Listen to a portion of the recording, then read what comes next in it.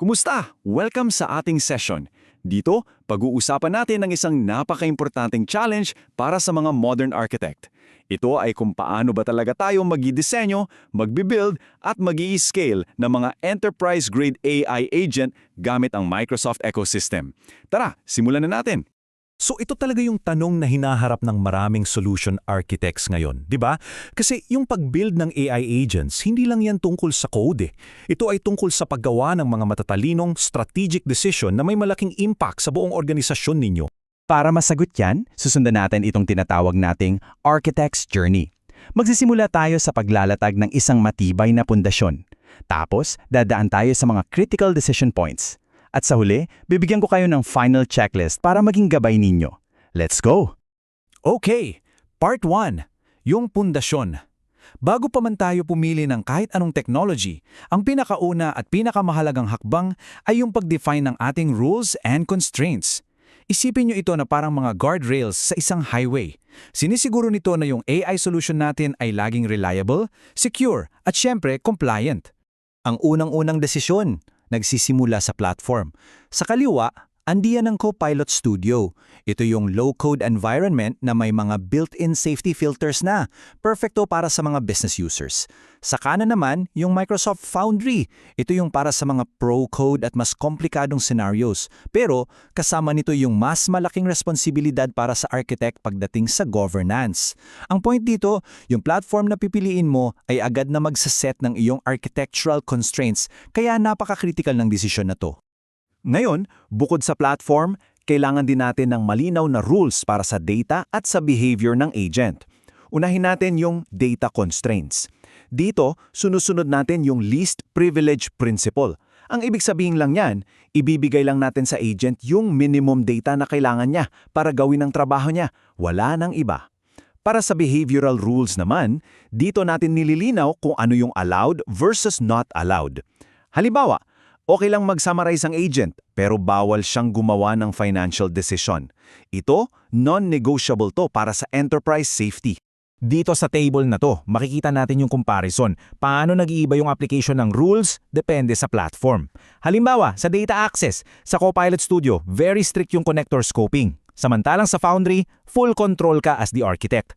Sa actions naman, sa Copilot, light task automation lang. Pero sa Foundry, kaya na ang deep tool integration and orchestration. So makikita nyo yung pattern, di ba? Sa governance, risk level at evaluation. Malaki talaga ang epekto ng pagpili ng platform. Ngayon, may pundasyon na tayo. Ready na tayo para sa unang malaking desisyon. So we have our foundation set. Ngayon, andito na tayo sa unang major strategic choice na kailangan nating gawin. Mas okay bang i-extend na lang yung existing Microsoft 365 Copilot o kailangan ba talaga nating mag-build ng isang custom agent mula sa simula? Well, ang sagot dyan, nakadepende sa scope and complexity ng task ninyo. Tingnan natin to. Kung simple retrieval lang, summarization o pang-productivity lang yung kailangan, ang recommended approach ay Extend Copilot. Madali. Pero kung ang kailangan ninyo ay isang complex, multi-step na workflow o high-volume automation, dyan napapasok yung pag-build ng custom agent. Malinaw yung linya, di ba? At dito sa comparison matrix na to, mas lalo pang lumilinaw ang desisyon. For example, sa autonomy, mababa lang yan sa Copilot extension, pero sa custom agent, high. Ganon din sa custom logic at orchestration. Ito yung kakayahan i-manage yung maraming tools at APIs. At pagdating sa data, ang Copilot extension focused sa Microsoft 365 data, habang ang custom agent kayang humawak ng kahit anong enterprise data. So isipin nyo, this matrix is your cheat sheet kapag gumagawa kayo ng desisyon na to. So para i-summarize, kailan mo pipiliin na i-extend ang Microsoft 365 Copilot? Simple lang, una kapag yung trabaho ay nasa laod lang ng Microsoft 365 apps like Teams or Outlook. Pangalawa, kung ang goal nyo ay pabilisin yung productivity. At pangatlo, kung minimal lang yung engineering investment na kaya nyong ibigay. Ito yung tamang path for those scenarios and bonus pa, kasama na yung built-in responsible AI compliance ng Microsoft. At sa kabilang banda naman, kailan nyo kailangan mag-build ng custom agent? Well, kapag yung business rules ninyo ay super complex o kaya kailangan ninyo ng orchestration sa iba't ibang tools at APIs at kailangan ng integration sa mga external systems. Kung kailangan ninyo ng isang autonomous agent na tumatakbo on its own, custom build na ang sagot dyan. Ito ay para sa mga specialized at mission-critical na solutions. Okay, so let's say nag-decide na kayo na mag-build ng custom agent. Akala nyo tapos na? Hindi pa. Meron pang isang critical decision. Ito yung susunod.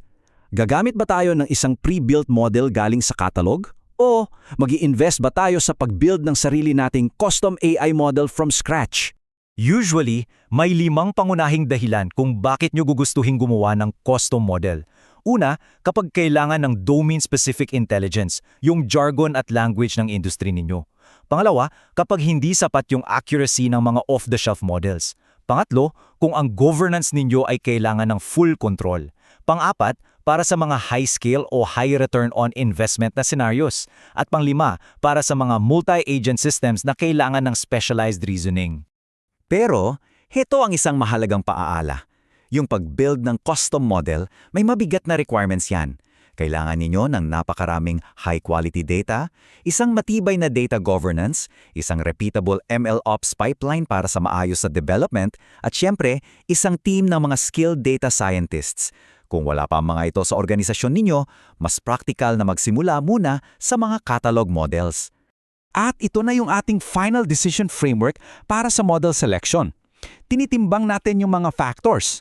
Kung ang domain complexity at required accuracy ay low to moderate lang, catalog model na ang sagot.